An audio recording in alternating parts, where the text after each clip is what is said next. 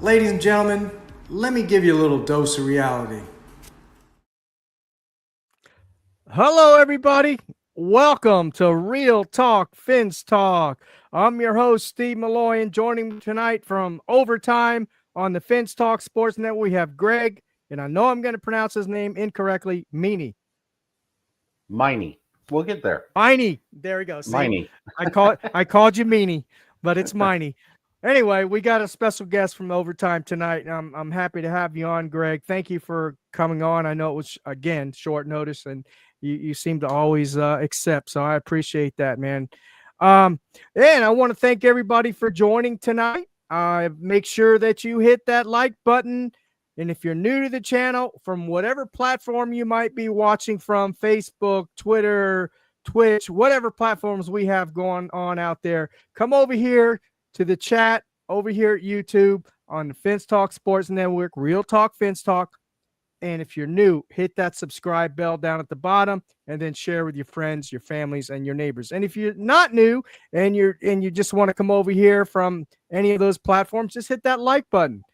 And definitely we'll send out the notifications to everybody that's out there, because I have been down. I was been on vacation in South Florida, had a great time, got some sun in the Sunshine State. My mother-in-law, I mentioned I would shout out to her.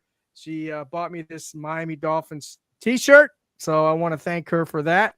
So it's a new shirt in my collection of 2 t-shirts. But anyway, I do want to thank her for that.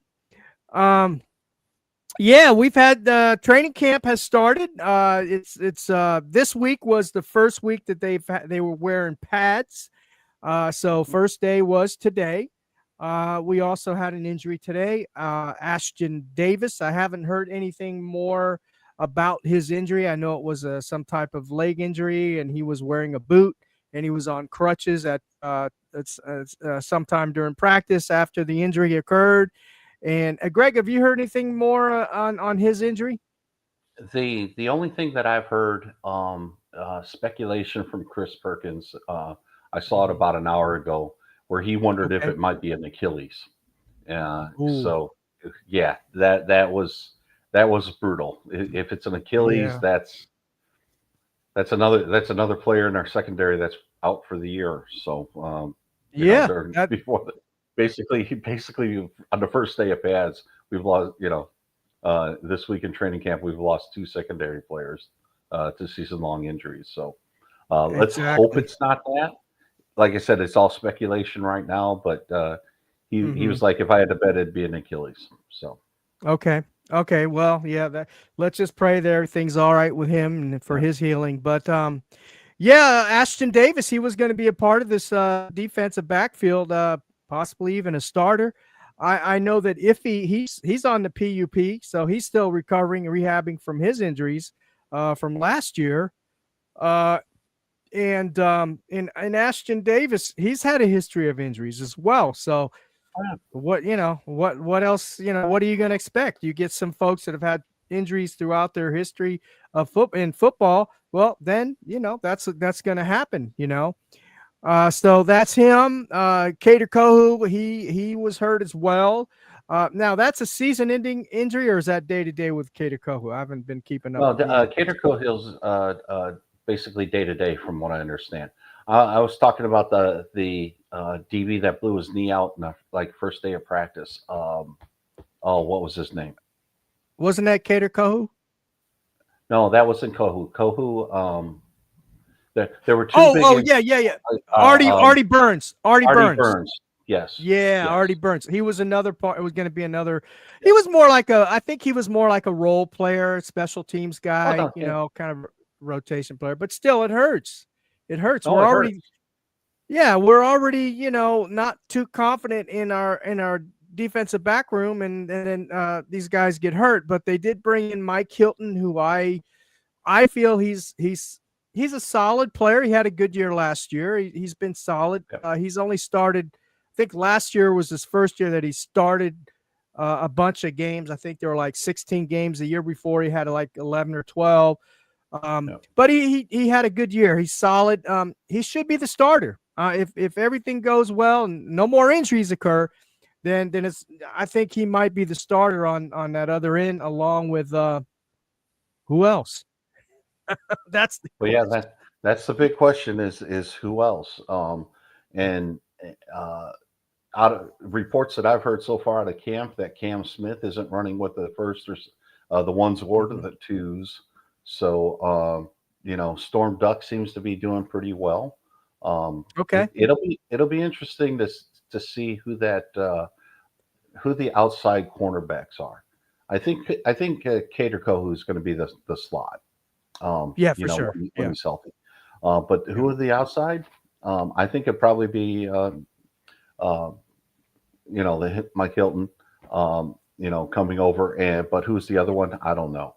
I don't know. And now Yeah. it looks like there's probably an opening at the safety position opposite Minka. So Right. yeah, That's right. there's Yeah. there's there's a lot of questions that's still in the secondary that need to be addressed. But we'll see. 100%. And me and you have talked about this in the past. I'd rather give the shot to an up and coming young player as opposed to a washed veteran. So let's Yeah. hope they let kids play a little bit. Yeah, for sure. I agree with that. I agree with that. So, what I'd like to ask you, Greg, is I know you've been a former coach, college coach. Mhm. You've played college football. You played on the line, and you've been through these practices in college, and so you have a little insight into that. How do you view these practices that are going on right now, and not just the Dolphins, but all these NFL teams? Yeah. What's your view on that? So even a little bit more background to this. When I became a coach, for 2 years, uh, the I, I went to a small school in Indiana. Okay, that small school eventually became the home of the training camp for the Indianapolis Colts. Okay, right when I was there, so Hmm. I've been to training camp practice, NFL training camp practices. I've been on the field. I've been on the sidelines. I've been stood behind huddles and stuff like that during these practices. All right. What I want people to understand is they are practices. Okay. Offensive and defense players, position groups are working on specific things to get better. It's not necessarily to win that play. It's not necessarily to out scheme the offense or the offense out scheming the defense or anything like that. They're practices. These are players that are working on things. And the coaches are putting the players in positions to see how they'll react. All right. Can we have this player play this coverage this way? Maybe, maybe not. Can the wide receiver run this route effectively? Maybe, maybe not. Okay. So, you hear about stats and you hear about this and you hear about that and you hear, the quarterback was 8 for 9 in this session and so on and so forth. Well, it could be because the defense was running a coverage that they might not run during a game, but they wanted to see how the defense would, how their players would react. All right. There's a ton of things going on in the background. It's not real football. Okay. It's training camp. It's practice. All right. I talk about it all the time. You start out with this 6-inch playbook and then you keep shrinking it down practice after practice after practice until you get to the things that you want to run on game day. Well, this is part of that. This is practice. They're learning things. All right. Um, we'll hear that the offensive line, played poorly this practice. Okay. Well, maybe the defense was throwing things at them that they hadn't seen before. The offensive coaches knew about it and said, okay, let's see how they react. Now we got it on film. Now we can teach it, and now we'll know what to do. Okay. Or offensive line dominated the defensive line. Defensive line didn't get any pass rush. Okay. Well, that could be because the coaches told them before the practice started, hey, we're only going to do bull rushes today. All right. I want you to do I want you to practice on bull rushing. All right. Now, the offensive lineman might not know that, but after about 5 minutes, they're going to say, okay, these guys aren't putting any moves on me. They're trying to run me over. Let's adjust. All right. So there's all kinds of those little things going on. a lot of times from the bloggers and media and stuff like that, you don't even know the situations of the drill. All right. Mm-hmm. In the context of it. Okay. Practice might be all third downs. All right. Defenses are working on third down coverage. Offenses are working on third down plays. All right. In team drills. Okay. So you'll hear a quarterback go 8 for 9 in a session. Right. Well, it was all third downs, and they put it on the board. If you're there at a practice, they'll put it on the board what the situation was. This was 3rd and 8. Okay. Well, he went 8 for 9, but they only converted maybe 3 of 9 first downs. Okay. So, the bloggers and everybody else, the podcasters will say, well, he cooked. He went 8 for 9 in this session. The defensive guys are going, yeah, but he only got 3 of 9 first downs. I mean, so, it's all of those things that are going on within it. Just remember, it is practice. They're working on things to get better for the regular season. And JJ Watt said something similar on X this week too. He's like, look, he goes, we're working on things. This isn't real. This is just practice. Take everything with a grain of salt. And that's what I want everybody to do. Just look at this as practice. They're fun as hell to go to. If you get a chance to go to a training camp practice, go. All right. If you love football, go. They're fun. All right. But just understand what you're seeing is not real in a way. All right. They're working on things and they're trying to get better. Yeah. Well, I thank you for that, Greg. And I definitely, I've definitely in the past and even this year, I was getting caught up in all this, all the narratives that the media was pushing and podcasters were pushing and stuff like that. And it's great. I understand, they want to do their thing and they want to go down there and they want to, this is what the fans like, right? They want to hear what's happening. If they're not able to make it, as you said, down to these practices, and watch their favorite teams play or whatnot during practice, well, that's what the podcasters are doing, right? These are what the media guys are getting paid to do, reporting on the team, what they're doing and all that kind of thing. Now, I personally, I think, I've been hearing some good stuff about individual players and things like that. Again, keep in mind, this is just practice. But I'm hearing a lot of good things about Patrick Paul. Patrick Paul has been holding he's been holding down his side of the ball for the most part, right?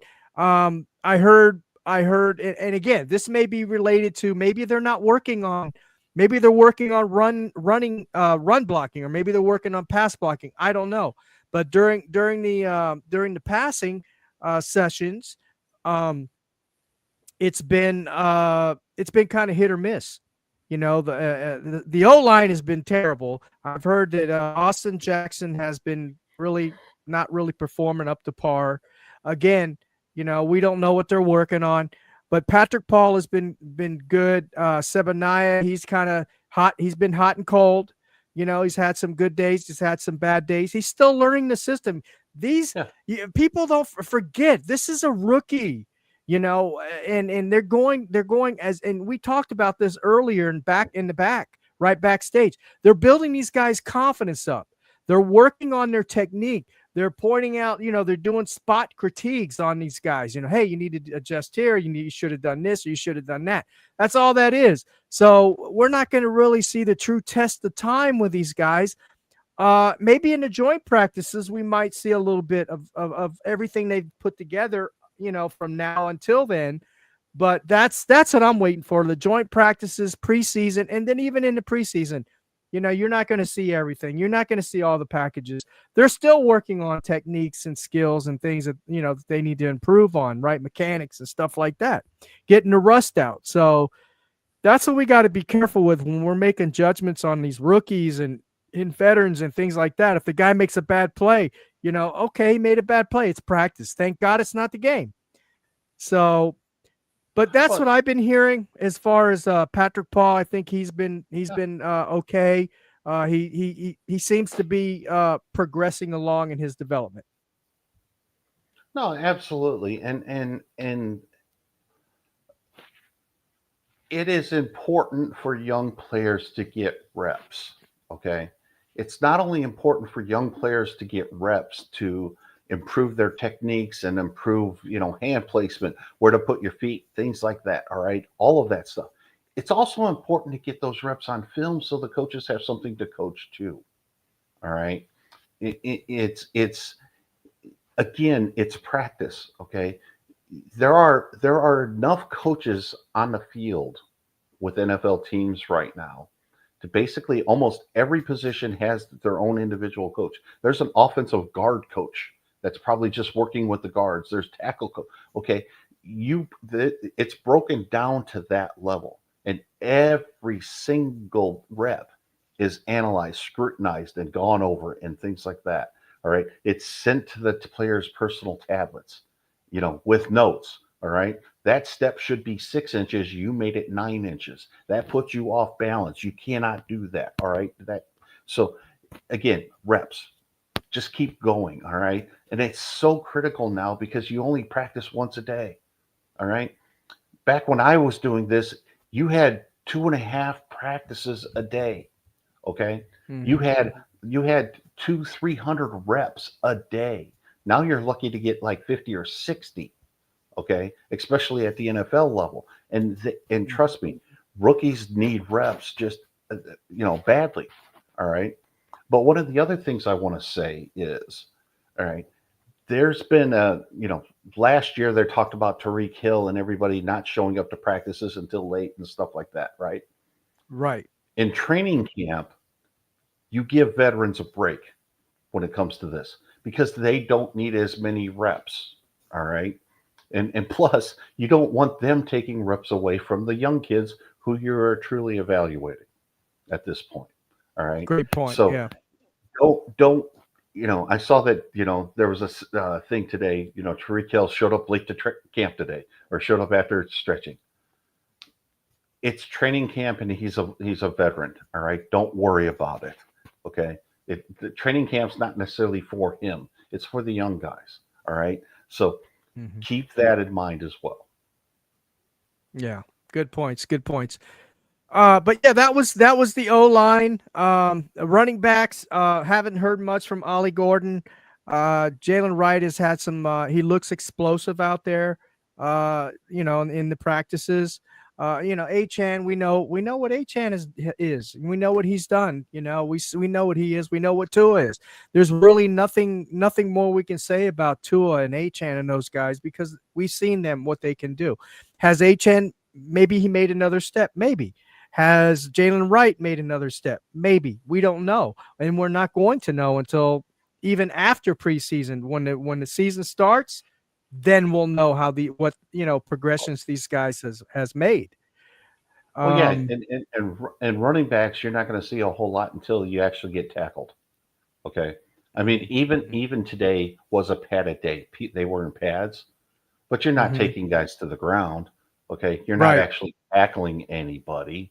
Okay, so you still have to understand, what's going on. It might be live, basically it's live above the waist, so you're not cutting defenders or anything like that.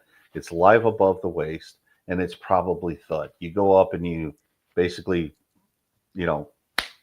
that's about it. You don't really do a whole lot to a ball carrier. There was a thing today that I read where somebody a defender swiped at Tua and knocked the ball out of his hand on a pass attempt. I bet the coaches went nuts on that. All right. You don't want to hit a quarterback's throwing arm in camp. There could be bad things going on there. So again, that's why they wear the red shirt. Oh yeah. No, absolutely. That's why they, you don't touch that guy. You don't swipe after the ball. So again, it's not real practice. It's not real football. It's practice. They're evaluating things. And take all of that with a grain of salt. All right. Grant, as a defensive tackle, he's learning the system. He's learning all of this right now. He is probably playing a step slower than what he's going to once the regular season starts because he's unsure of what to do. All right. Same thing with Salvanea, right? They're learning. All right. They're not exactly 100% sure exactly what to do on everything right now. It's a week in the camp. Okay. They're going to get better. They're going to get faster. All right. So don't judge them right now, like you said earlier. All right. The same thing with some DBs. They're not sure about coverage. They're probably working on footwork.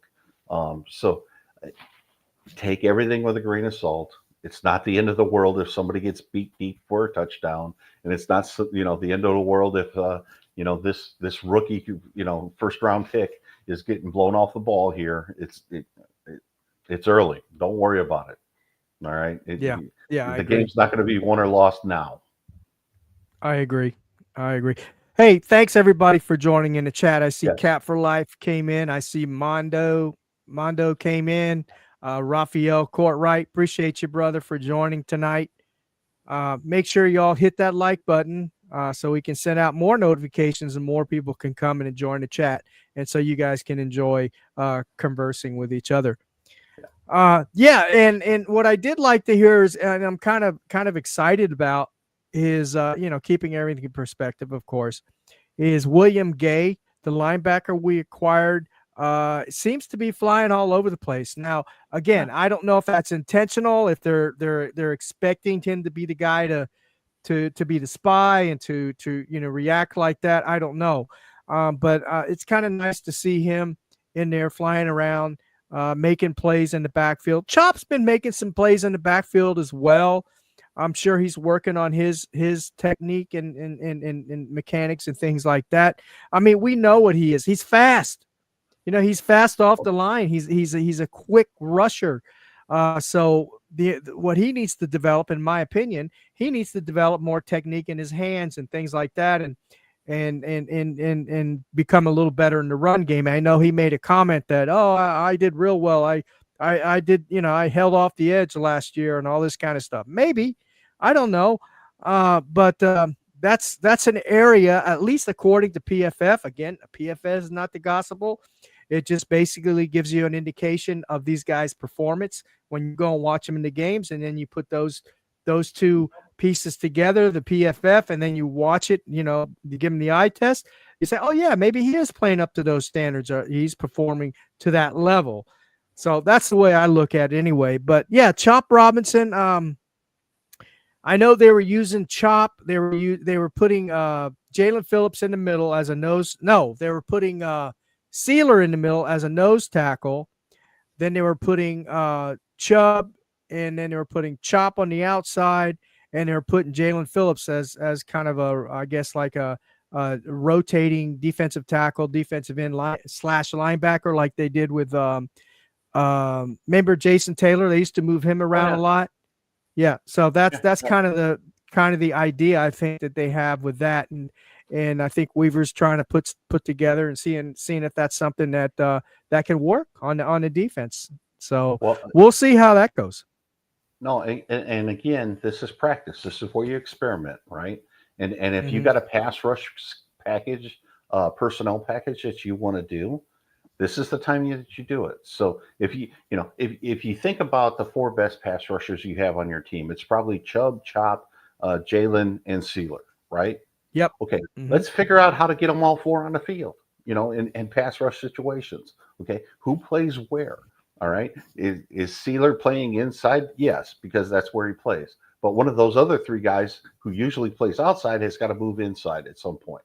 Is it Phillips? Is it Chubb? You experiment. That's what that's what this is about. All right.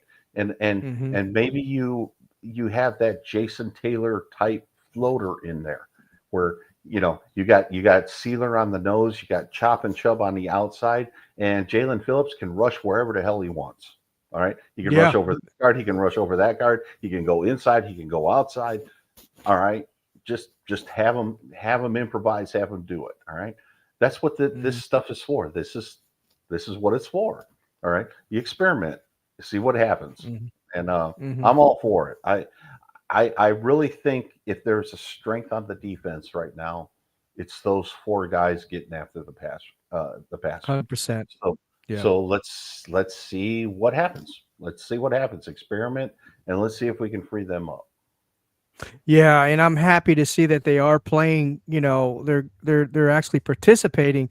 I mean, Chubb didn't participate at all last year, and Jalen Phillips participated very little in the beginning. until he got, they felt he was Yeah, fully clear. recovered Yeah. from his injury. So, but this year he's starting off, right off the bat. So that's good. That's a good sign. That he'll be 100% maybe when we started the season, and that's what we need. So I'm happy to see that as well. I'm a little um, I'm still a little concerned, and we talked about this earlier about the cornerback room. At least the one starter. I think Hilton will be okay. Mike Hilton reminds me of Kendall Fuller. He's that kind of player. He's going to be he's going to be able to perform at that level. So I think we'll be okay whatever side they put him on. But it's that other side, whatever side that might be, that I'm going to be a little concerning about as far as the cornerbacks go. But it's still early. It's still early, and a lot of stuff needs to happen from now until then. Just switching gears a little bit. What do you think about Zach Sealer? You think they're going to I know they gave Minka a $2 million raise, and I think they give him a little more guaranteed monies, if I'm not mistaken. Yeah. And now Zeeler's next. Are they going to pay Zeeler, or do you think Zeeler's kind of like, yeah, I think I deserve more money and I should get paid more money, but I'm just gonna, I'm gonna pack my lunch, bring my lunchbox, clock in, and go to work. If it happens, it happens. If it doesn't, I'm gonna play through the year. Or you think that there's a chance for that happening, or do you think he's at some point he's gonna get serious and say, hey, I think I need the money, or at least Drew Rosenhaus is gonna go up the bat for him. Yeah, I don't see Sealer as the type of guy who would sit out, practice and camp over a salary issue. I just don't know if he's that type of guy. He doesn't seem to be to me, but I do think that they'll probably get something done. They'll either move some of his contract into more guaranteed money, or Right. give him a slight raise or something like that. But I think Right. they'll try to take care of Sealer. So yeah, I mean, a lot of people are calling him the best bargain on the defensive line in the entire league, based on his Yes. production and how much he's getting paid. Yes. So Yeah. I would imagine that he's going to get taken care of. I hope so. He's I do too. he's a core defender. He's a leader. That's somebody you want to take care of. Yeah, I agree. Oh, and speaking of leaders, what's your take on Tyreek Hill becoming a captain again this year? Do you think they should revoke that from him, or do you think they should just go ahead and let him be the captain as he was last year? So to me, the players choose captains. Okay. All right. That's a player thing. And I would have no problem if the players chose him to be a captain. All right. I really think, all right, that the coaching staff has no business in choosing them. All right. This is a player thing. Leave it to the players. And you know what? There's nothing good can happen for a coach to choose a captain. Let's put it that way. All right. It shows favoritism. It shows a bunch of different things. Let the players choose. And if Tyreek Hill is one of them, so be it. I don't have an issue with it. Makes sense. And another thing I wanted to talk about too was a lot of folks have been saying are they're thinking that this year the Miami Dolphins are going to be more of a run heavy or run first team as opposed to a passing team. Do you think that's a good formula for success with this Dolphins team with the current personnel that we have, or do you think that they should just continue with the scheme that they've been using the last 3 years? Well, I'll say it this way. All right. This team is built around throwing the football. It's built around getting the ball outside in the hands of Hill and Waddle. All right. In my opinion, and the stats back this up if you look at it. When Hill and Waddle are targeted like 18 times or more in a game, the Dolphins win. When they get limited targets, they struggle to win. All right. So Miami should continue throwing the ball. That said, the defense that they've been looking at for the last 20 some odd games, all right, going back to the end of 2023, hasn't been inviting the team to run the ball inside. Okay. Curtis, our buddy Ace per head, things like that. He points out the defense and stuff like that. Fact.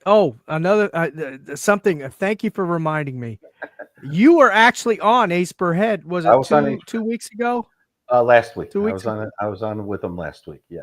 You were on with him last week. So everybody that's in the chat, make sure you go back and watch Ace per head. Greg is on there with him. It was a great discussion about the O-line and other stuff about the Miami Dolphins football team. Also, I want to make mention before I forget, Greg, and also I want to make sure you remind everybody at the end of the show, you will be on Overtime when is it? This Thursday. This Thursday. What time? I believe 8:00 Eastern. Okay. So we're gonna kick it off there. But yeah, we've been off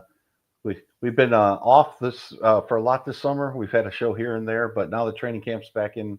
Back. We're gonna be doing our show regularly. We're hoping that Evan, Brent, and I can all get on the show together, but we might just be two of us here every now and then. But we're gonna start making it a regular thing. Good. That's good to hear. All right. I just wanted to make mention of that so I wouldn't forget. I'm sorry. Go ahead. Go on what you were saying. But so the teams have been basically playing us inside out on the passing game and outside in on the running game.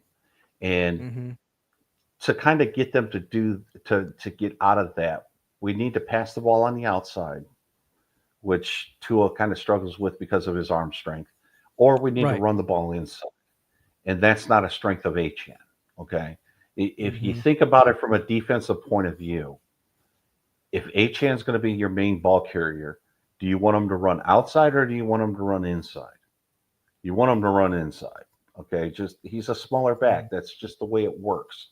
Okay. So it's so that's where the Olive Gordons and the Wrights of the world and stuff like that could potentially help the Dolphins out, is by getting us a better inside run game. The offense has to be pass first. That's where all your money is. That's where all your biggest impact players are. But you also have to be able to run the ball in that A and B gap. And that's going to be a big thing for us to watch this preseason and the first couple games, is how do they address that?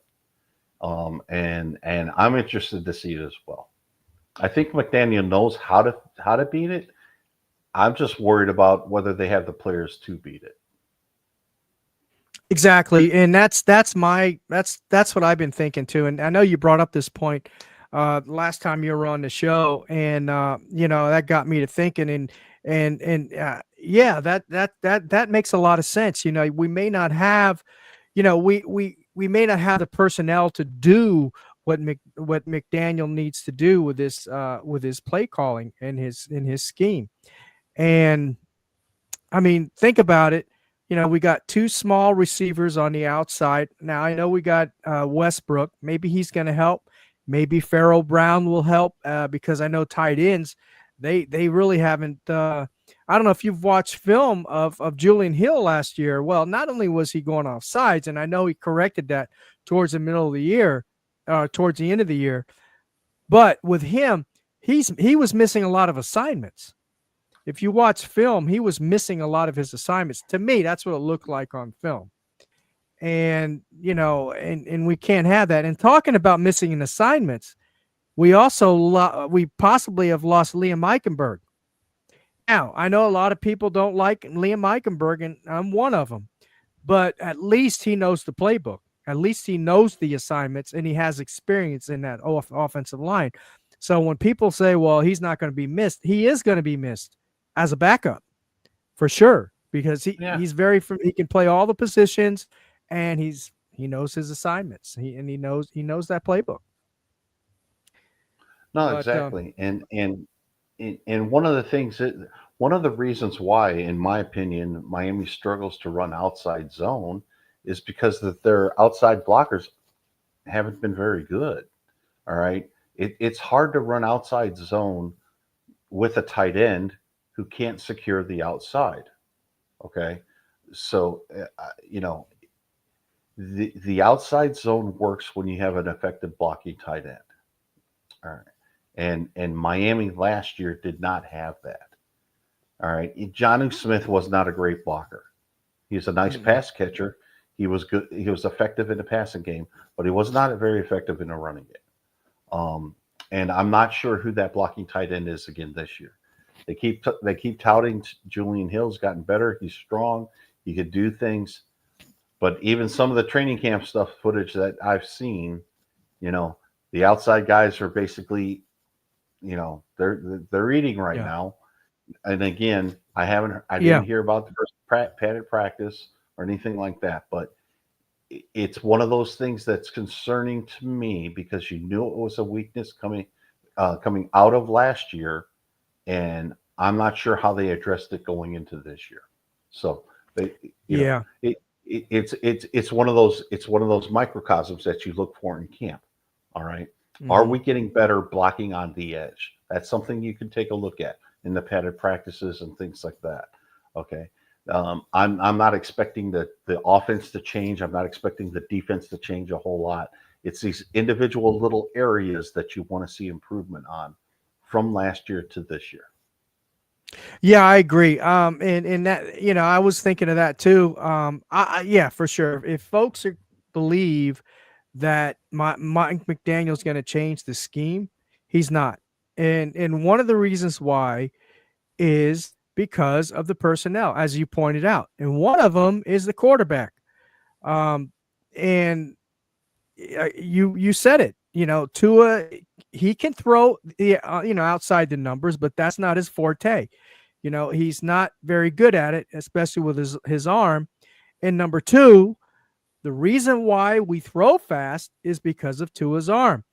And you've mentioned it. And when Tyreek and Waddle go out they're going out on their routes, and if Tua has more time to throw the ball, and I'll tell you, it was emphasized here in the practices I've heard this past week as well. He's been holding on to the ball because there's nobody open, because the line has held up 3-4 seconds, but he doesn't have the confidence to get that ball downfield. The wide receivers are going to beat him throwing the ball, and he's going to underthrow it, like we've seen in the past. We've seen it many times where Tua's he's underthrown Tyreek Hill. Yeah. Even when he had the 2.1 seconds to throw the ball, when he got rid of it fast. Can you imagine if he had more time back there? Well, Tua's strength as a quarterback are throwing to spots and throwing on time. Okay. That is a rhythm type passer. Okay. The more time that you have, the more chance you have of throwing off that rhythm. All right. And if you think about offenses the way they are now, it's basically 1-2, and then everything's improvised because it's a quick passing game, which means all 5 receivers are running quick passing routes. All right. They're expected to be open in, anywhere from 2.4 to 2.8 seconds. Okay. After the snap of the ball. There's nobody breaking open. There's nothing that's being designed to open up at 3 seconds or 3.3 seconds or anything like that. That's not the way offense works anymore. Okay. So you're reading 1, you're reading 2, and then you're improvising. And when you improvise, there's no timing, there's no rhythm. All right.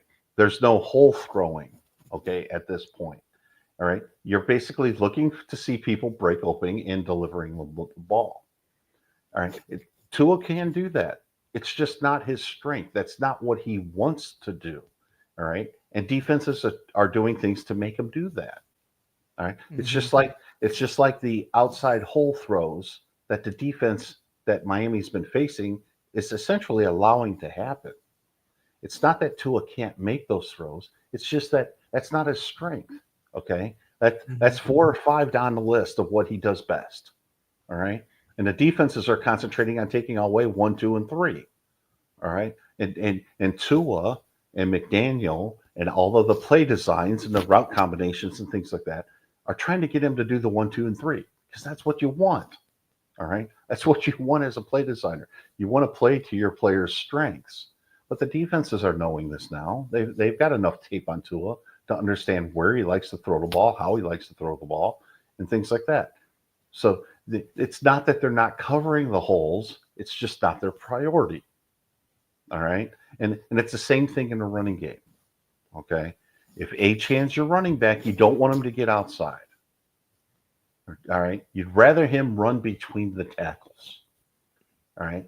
It's not that he can't do it. It's just that's not what he does best. All right. So, I've said this before. Defenses don't stop offenses. They don't stop the scheme. They stop the players running the scheme. All right. Or contain the players running the scheme. That's what we've been seeing for the last 20 some odd games since the end of 2023. And we haven't been able to break out of it. And the reason why we haven't been able to break out of it is because the players really haven't changed. All right. I don't think McDaniel's a dummy. I think he's a smart guy. I think he knows what needs to be done. I just don't know if he has the players to do it. And that's what I want to see. Is there something different going to happen this year? And I think we'll notice it soon. I think we'll see it in the joint practices. I think we'll see it in preseason games. Okay. I personally would like to see Tua play, a half in each one of the 3 games in preseason. Yeah, me too. I think there's enough to work on. There's enough to work on where I think he could use some game reps. And I understand that he's injury prone. That's slim to none. That's slim to none that he'll get in there. Yeah, I know it's risky, but again, I think you could make a case for it. I'm not saying you will, but I think you can make a case. Yeah, for sure. And I would like to see that, but it's not going to happen. He might play a series, if that. Maybe a series, and I don't even think he'll play 2 series. But we'll see. Maybe they said they've changed this year. They said the culture has changed this year, and they've made all these different shifts in the way that they are doing things. I know they've been running wind sprints after practice. At least they did a couple of days ago. Maybe, I don't know. Maybe the wind sprints will help. I don't know. Well, look, as a McDaniel's really laying the whip down, man, with them sprints. As a player and a coach, all right, I'll say it this way. If I got to run wind sprints at the end of practice for my guys to be in shape, I didn't practice them hard enough. I want them to get in physical condition by playing the game of football, not running gassers on a football field. All right. So I have an issue with that. All right. And the other thing is, these are professional damn athletes. All right. They better be in some kind of damn shape by the time they get to camp, or I'm pissed. Yeah, absolutely. I'm not paying you all this money to show up out of shape. Yeah, for sure. I can't remember which team it was. They had a guy show up to camp at like 430 pounds. Tampa Bay Buccaneers. Was it the Tampa Bay Buccaneers guy? Watson. They got big guy Watson. Yeah, where they just basically have him walking around the field and running around the field the entire time until he gets to an acceptable weight. Yeah, with a weight jacket on. Yeah. Yeah, he's going to have to lose at least 6, maybe 70 pounds. He's 460. I would think so. At least 70 pounds. But I mean, why is he in camp at this? Shouldn't he have been doing this over the summer? He should have lost that before camp started, right? Yeah, I would think. At least be on his way to it. But anyway. Yeah, for sure. For sure. Yeah. Yeah, it's crazy. Seems like he just enjoyed well, let's give him the benefit of the doubt. He's a rookie. He felt maybe he felt he was good to go. He was dominating in college. I guess he felt he was going to be able to do that in the pros. I guess he neglected to realize that pros are a lot faster, a lot quicker game in the professional level. Absolutely. And having that kind of weight around is definitely not going to help. Well, you can't. I was going to say, and that's another thing about rookies.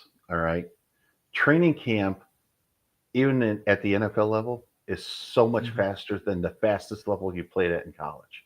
All right, so these guys are still just getting used to the speed of the game, and training camp is slow compared to preseason games, and that's slow compared to regular season games, and that's slower than playoff games, and so on and so forth. The escalation of this. All right. Wow. Yeah. The first training camp I was at for when I became a coach, Indianapolis Colts. Okay. It was Marshall Faulk's rookie season. Okay. So I'm on the field watching Marshall Faulk run plays. And I talked to the running backs coach afterwards. All right. Not just me, but there was a group of like 10 of us talking to him. Right. And he goes, Marshall Faulk is the only player that I've been around as a rookie to make the veterans look slow. And he goes, because one of us said, he looks fast out there. And he goes, oh, he is. And he goes, you put him on AstroTurf and he's invisible. All right. I'll know. So that's people don't understand the speed of the game. The jump in speed of the game from these guys are the best players in college that are now in the pros. Right. These rookies, right? They're the best. Okay. Best of the best. Right. And the jump from that level in college to the NFL is something they can't comprehend until they get on the field. Yeah, for sure. It's unreal. Yeah. Yeah. I can believe that. I can believe that. So, Greg, let's summarize what we just talked about. So, basically, what do you want to see in camp? What are you watching for right now? What's your main focus in camp with the Miami Dolphins? So, I'm looking at essentially two things that I want to see. I want to see what happens in our defensive backfield. All right. If I have a major concern with this team, it's the defensive backfield. All right. We hear about it in practice. All right. Is the defensive line good or is the offensive line just bad? All right. We don't hear that about the DBs. Okay. We know our wide receivers are pretty good. All right. But are they looking really good in camp because the DBs are that bad? All right. We're going to see. All right, coming up. And the other thing is, and I've been on this for 2 years, and people have called me crazy and things like that. I still believe that if Achane is your starting running back, this running game isn't going to go where it needs to go. I want to see Wright or Ollie Gordon how they run, because in my opinion, Miami needs to run the ball between the tackles better, and I don't think they're ever going to do that with Achane. So, right, if Achane is that 15 plus or 12 to 15 plus carry running back again this year, I got a feeling the offense is going to struggle no matter what, because again, the teams are not going to be afraid of him running inside. They're going to keep playing outside leverage first, forcing everything back in the middle. And unless we have a running back, and I'm not saying Saquon Barkley or Derrick Henry or somebody stupid like that. I'm just saying that somebody has to be effective running between the tackles, getting 3, 4, 5 yards at a time, and not wanting to hit a home run every time they touch the ball. Great point. Great point. Bingo. I was just gonna say that we need a running game where they're getting 3 and 4 yards at a pop, not 1 yard and then 2 yards back and then maybe two or 3 yards up and then one big 8 yard run or something. We need consistent 3, 4, 5 yard pops, and that was the problem last year. We weren't getting that. We'd get the big occasional nice run by Achan or whoever that running back might have been. Wright maybe broke a couple, I think. He made some nice runs. But yeah, you gotta have some bruisers, man. You gotta have a bruiser in there getting you 3, 4, yards at pop, Yeah. and moving the chains. So one of the incredible stats that I looked at 2024. Okay, Saquon Barkley. Now I understand he had a phenomenal year. He's probably the best running back in the league, and so on and so forth. Right. Mm-hmm. All right. He also led the league in runs that gained negative yardage. Okay. He had 33 runs. So basically every 10 times he touched the ball, he didn't gain any yards. He lost yards. Okay. Wow. All right. He Wow. had 55 burst plays, okay, of 10 plus yards. Well, we know 7 of them went for 60 yards or more and touchdowns. Okay. So he basically had, let's just call it 440 yards on 7 carries.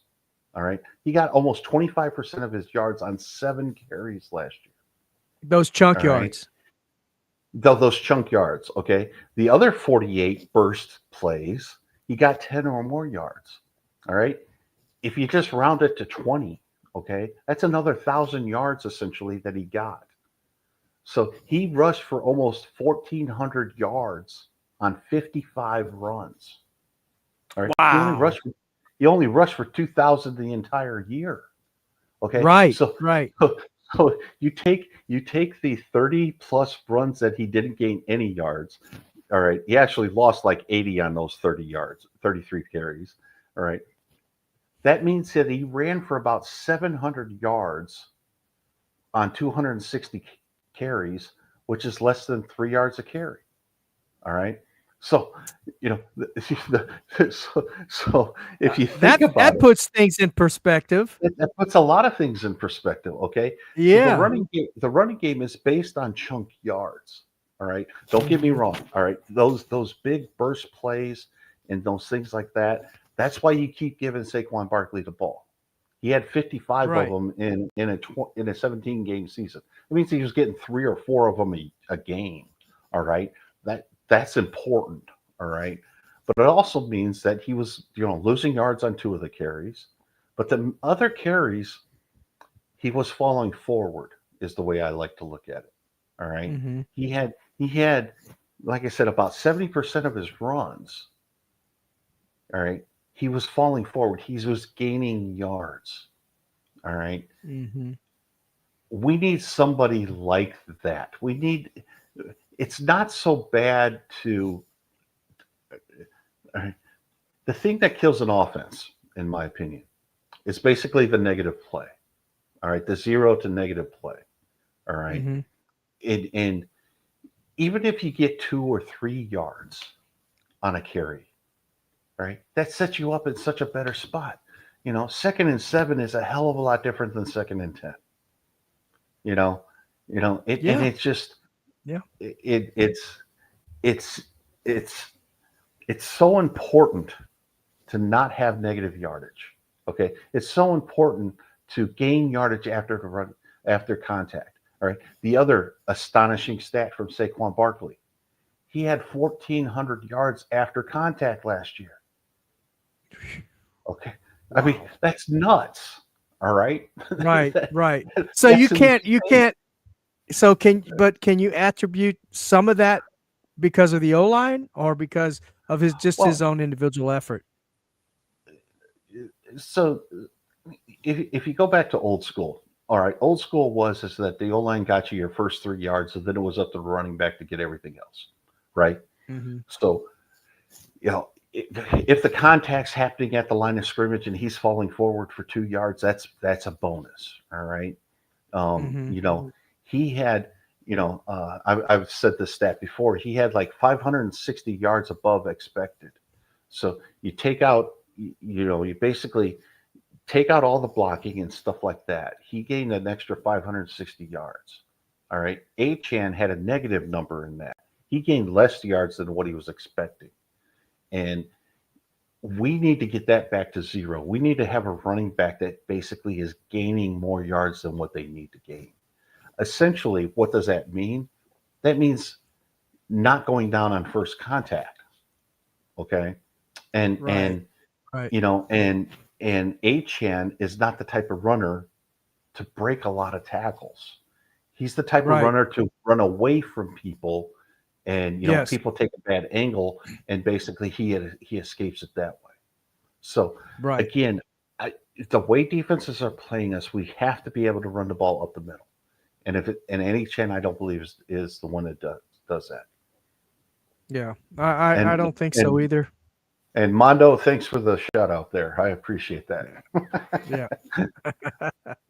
Well, Greg, I'm gonna close up shop, but I want to thank you for joining the Real Talk Fins Talk show tonight, and for taking it up on short notice. Again, please remind everybody where they can find you, and make sure you mention the Ace Per Head as well.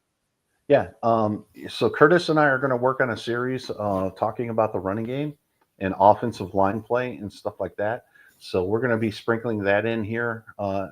We just haven't set the times yet, but there's going to be a series of 10, 15, 20-minute shows that we're trying to get set up right now. And then Overtime on the Finstock Sports Network is coming back. It's going to be Thursday evenings, 8 p.m. We're going to get it up there. We're going to get it a weekly show going forward. It might not be all of us, might not be Finstanza, me and Brett all the time, but we're going to produce it and we're going to get it out there. So Thursday nights, Overtime, be looking for us. Great. That's great. And don't forget, this show starts at 7:30 Eastern time on Tuesday nights. And I will be here if I'm able, and I don't foresee any vacations. Well, I got another vacation coming up in late August, but from now until then, I should be on a consistent basis from every Tuesday from 7:30 p.m. Eastern time. You can catch me on this network as well. Also on the Fins Talk Sports Network Extra. Make sure you catch Aging and Strong. Aging and Strong is a show that I'm doing. It's dedicated to the older 55 plus population on getting stronger. Not just getting stronger by weightlifting or strength training, but also other ways that you can. Different types of activities, sports activities that will help and keep you moving and keeping you fit and getting stronger. So make sure you catch that show on Fridays. I haven't got a time set for this Friday yet, but I will be on this Friday. Just keep watching out for it on the Finstock Sports Network. And I think you'll enjoy that. I'm going to have some special guests on. I had Andy Baker, who wrote the book or co-authored the book, along with Dr. Jonathan Sullivan, called Barbell Prescription, a book dedicated to the after 40 strength training person, or female or male, and very good book. And basically they got recognized by the New York Times. Although the book's been out 10 years, mainstream media is starting to catch on to this now. As we age, we need to get stronger, and we need to be able to keep our body strong and our mental active as well. So make sure you check that article out in New York Times. And I had him on about 3-4 weeks ago. And I actually marketed that book that he had written. And not saying that's how he got in the New York Times by any means, but I did promote his book on the show, Aging and Strong. I'll have him back on again soon. I should have. I'm going to have one of the renowned heart doctors in the country. I'm going to have him on talking about cholesterol and how you can stay off his operating table. He's done over 5,000 heart operations, and so he's very experienced and knows, and exactly how that the heart functions and what you can do to prevent heart attacks and things like that, and keep yourself strong in that respect. And then I've got I got a WBA world champion boxer, middleweight boxer who's fought Canelo. He fought Miguel Cotto and Lara and some others. He was a middleweight champion. I'm planning on having him on and talk with him a little bit. He's working with the older population as well. He's working with folks that have Parkinson's disease, how boxing has helped them. And he also has helped out or is involved in coaching some master boxers. They actually have a masters boxers training USA league, and he's actually training those folks. These guys and females are at 60, 70 years old, and they're boxing in the ring 3 rounds. So he's going to talk a little bit about that. So hopefully I'll be able to get him on soon as well. So again, thank you for joining me tonight. I appreciate everybody. This is a great discussion. We'll see what happens, from now until the preseason starts. I'm very excited about it. And hopefully Miami Dolphins can get it together this year. We'll see. We'll see. Again, thank you, Greg, and everybody. Have a great evening, and God bless. And remember, Dolphins #1, baby. Dolphins #1.